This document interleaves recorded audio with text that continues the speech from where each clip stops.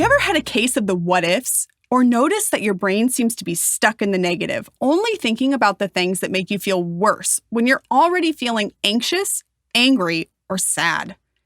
Guess what? You're not alone in this. We are all surrounded by thoughts. Seriously, just take a moment to stop and think.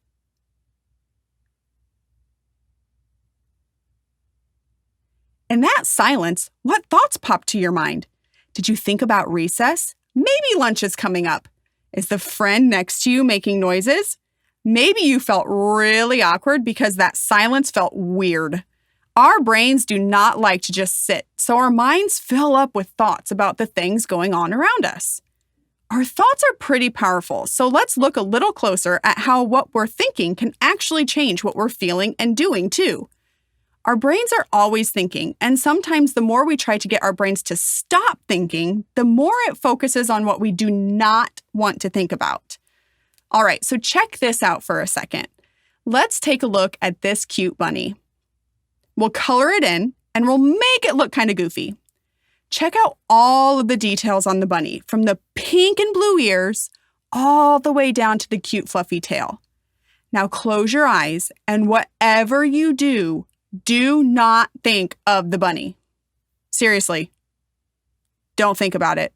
Those pink ears? Nope, don't think about that. You thought about it, didn't you? Yep, the more you try to not think about something, the more likely it is that your brain will focus on it. To keep things simple, let's talk about thoughts at school. At any given time, your thoughts can either be positive, I really like this lesson. Negative, ugh, this is literally the worst lesson ever. It's never going to end and I'm so bored. Or neutral, well, I guess I'll get to work. Or kind of anywhere in between. The closer we get to the negative or positive thoughts, the bigger our feelings and behaviors become. Let's stay in the classroom example, but break down our thoughts a bit, especially the positive and negative ones. Our thoughts, feelings, and behaviors are connected, kind of like a triangle. In other words, what we're thinking can change how we feel, which can then change what we're doing. Pretty powerful things, right? Positive or neutral thoughts can lead to similar feelings and behaviors.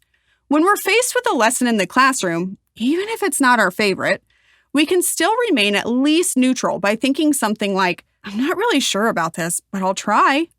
If we do this, then we're likely to feel more at ease, which means we're more likely to get our work done. Or if we really like the lesson and we're thinking, this is great, then that may lead to us being engaged and focused, which will result in us getting the work done too. Woohoo! Negative thoughts can lead us down a different path.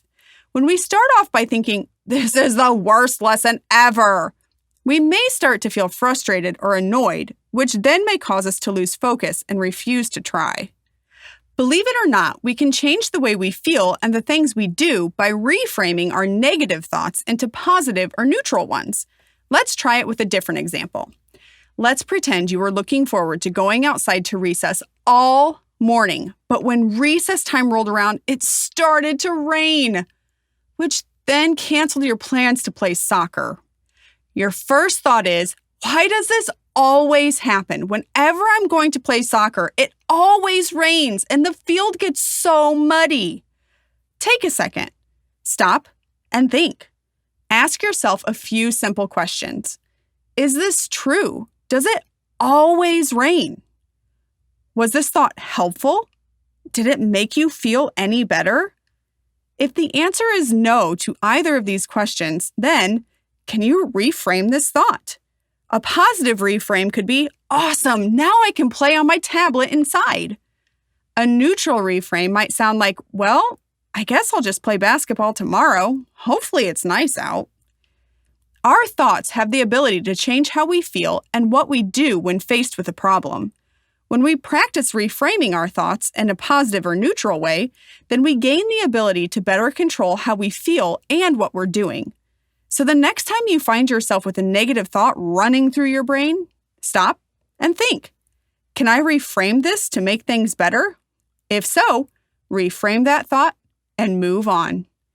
Teachers and parents, for more information on how you can reframe some negative thinking, visit selsketches.com. Thanks for watching and click subscribe to see more.